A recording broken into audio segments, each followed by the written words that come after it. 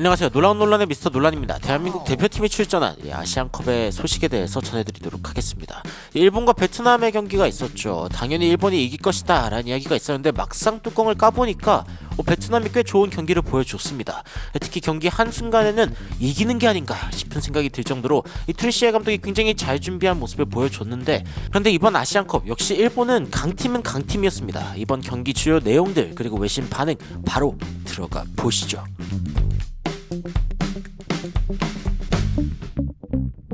이 베트남의 트루시에 감독은 예전에 일본을 맡았던 감독이기도 하죠. 트루시에 감독이 어쨌건 일본을 상대로 적극적인 축구를 하겠다라고 이야기를 하면서 굉장히 그 말 그대로 이 일본을 괴롭히는 모습을 보여줬습니다. 그리고 경기 한때에는 와 이거 베트남이 이기는 거 아닌가 싶은 생각이 들 정도로 굉장히 좋은 모습을 보여준 베트남인데요.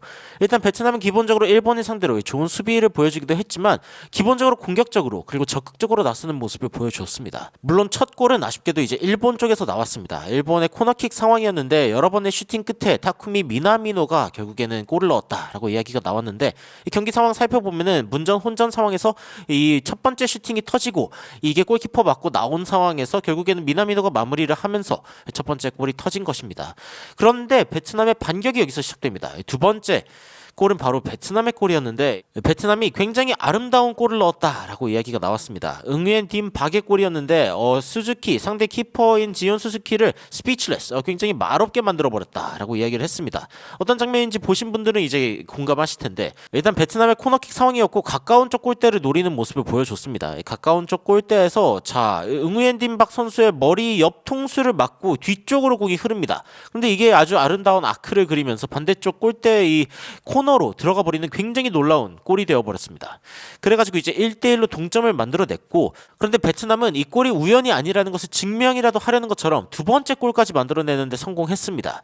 사실은 이 프리킥 장면에서 골이 나왔다라고 얘기가 나왔는데 이 프리킥이 나오기 전 장면이 또 인상적이었습니다.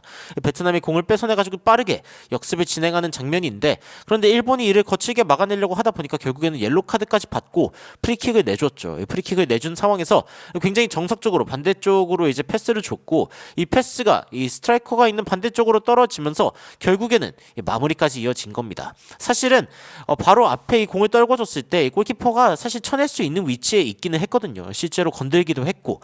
그런데 이제 실전 경험이 적은 일본의 키퍼가 약간 불안 요소가 될 수 있다라는 점이 사실은 이 장면에서 좀 티가 나지 않았나 싶습니다. 막아낼 수 있었던 공이었지만 결국에는 상대 스트라이커에게 연결되면서 이거 못 넣을 선수 없죠. 그대로 골을 넣으면서 베트남이 환호하는 그런 모습을 보여줬습니다.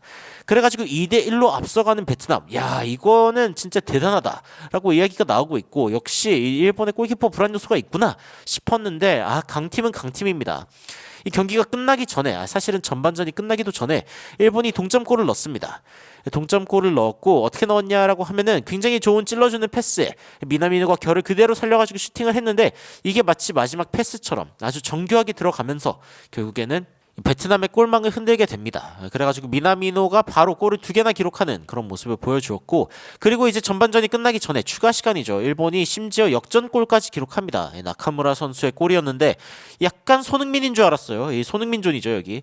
근데 나카무라 선수가 그대로 공을 차는데 이게 완벽한 아크를 그리면서 결국에는 일본의 결승골로 기록이 되었습니다. 후반전에는 교체를 해주기도 하고, 근데 미나미노 선수를 빼주고 어떤 선수를 넣냐라고 하면 쿠보 선수를 넣거든요.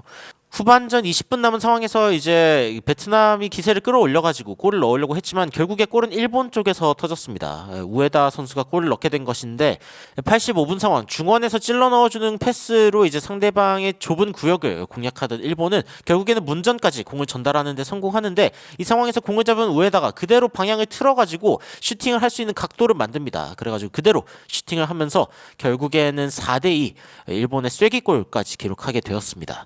결국 일본이 베트남을 상대로 4대2로 승리했고, 그리고 쿠보 선수는 후반 한 15분 정도 이제 뛸 수 있는 시간을 가지면서 폼을 끌어올렸고, 미나미노 선수가 멀티골을 기록하면서 굉장히 주목받았던 그런 경기입니다. 지금 아시안컵의 진행 상황을 보면은 A조에서는 카타르가 1위를 하고 있는 상황이고, 그리고 예상대로 흘러가고 있습니다. B조에서도 호주가 1위를 기록하면서 그대로 예상대로 흘러가고 있다라는 이야기가 나오고 있고, 그리고 일본 역시 베트남을 4대2로 꺾으면서 결국에는 순항을 시작했습니다.